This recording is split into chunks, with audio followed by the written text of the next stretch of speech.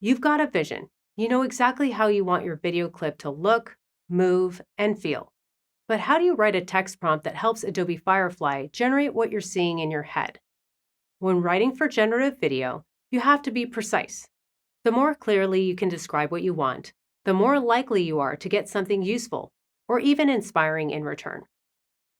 It starts with the simple formula: visual style plus camera details plus subject plus action plus location plus lighting and color grade plus aesthetic.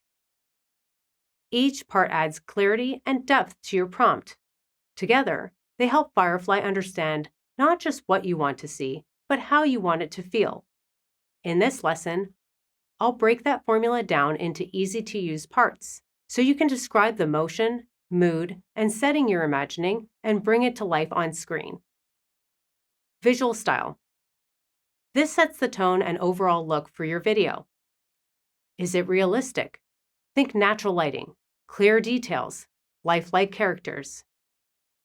Is it cinematic? Dramatic lighting, lens flares, high contrast. Is it animated? You can get specific: cartoon, 2D, 3D, even claymation. Is it artistic? Try words like impressionistic, abstract, or surreal. For example, animated stop-motion cartoon teddy bear flying a plane. You can also think in terms of genre: film noir, Hollywood blockbuster, or classic black and white. These instantly paint a picture. Camera details.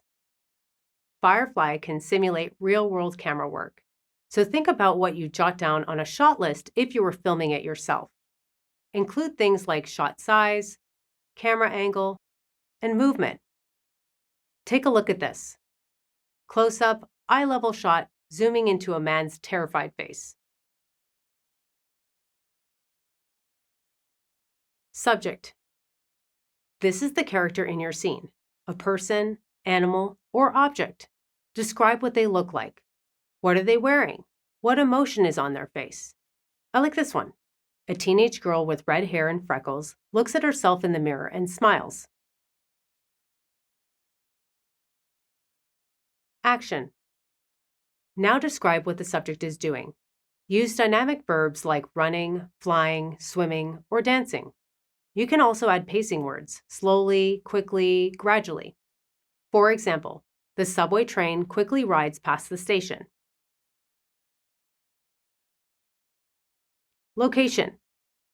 Where is the subject? Are they in the desert, the ocean, a restaurant? Add details about the landscape. Is it grassy, mountainous, flat?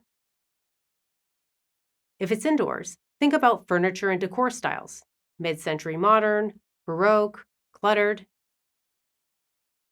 And don't forget about time of day and weather. Maybe it's a bright sunny morning or a dark stormy night. Like in this one, the horse strongly gallops in the stormy meadow. Lighting and color grade. Lighting and color set the mood. Describe the lighting conditions in your shot: golden hour, dramatic lighting, studio lighting.